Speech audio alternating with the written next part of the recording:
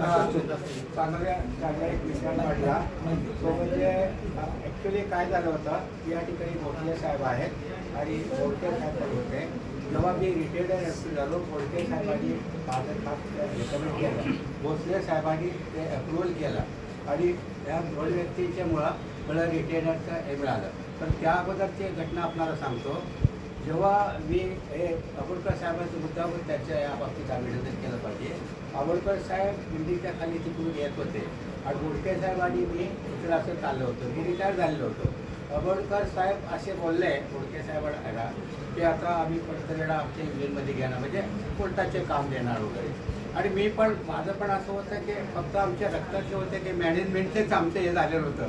त्यामुळे मी कितपत तिकडं झालं सक्सेस मला माहीत नाही वगैरे युनियनमध्ये. पण ह्यानी बोडके साहेबांना सांगितलं आम्ही यांना तिकडे घेणार. बोडके साहेबांना हे साधारण आयडिया होती की कदाचित हे गेलं तर, कारण BSTचे बाकी याला माहिती आहे सगळं वगैरे. तर बोडके साहेब आंबेडकरांना बोलले यांना आम्ही ऑलरेडी इकडे घेतलेलं आहे रिटेनरचा, आणि त्यामुळे यांची अदरवाईज एवढ्या मी युनियन आणतो. कारण आपल्याला काय शेवटी आपण प्रोफेशन आहे ना शेवटी.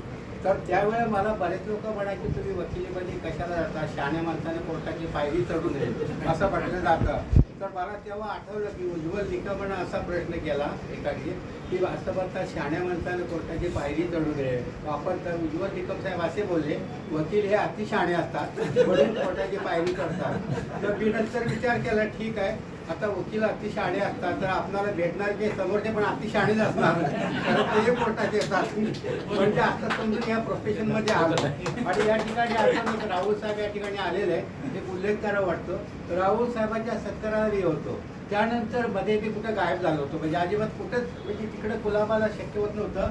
आणि तर त्यानंतर वनमाळीच्या सत्काराला मला इडत, म्हणजे ते एक योगायोग बघा ते पण आलेले आहे.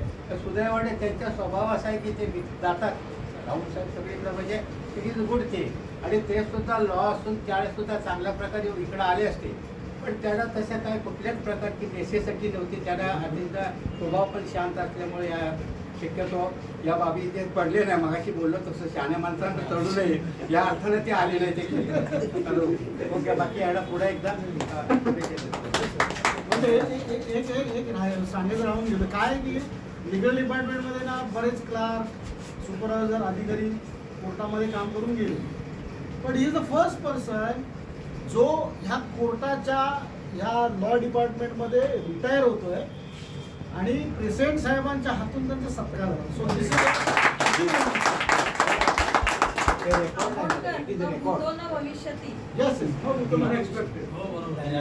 आजच्या कार्यक्रमासाठी आवर्जून ते उपस्थित आहेत सहाय्यक कल्याण व्यवस्थापक श्री मिलिंद गायकवाड यांना विनंती करतो त्यांचं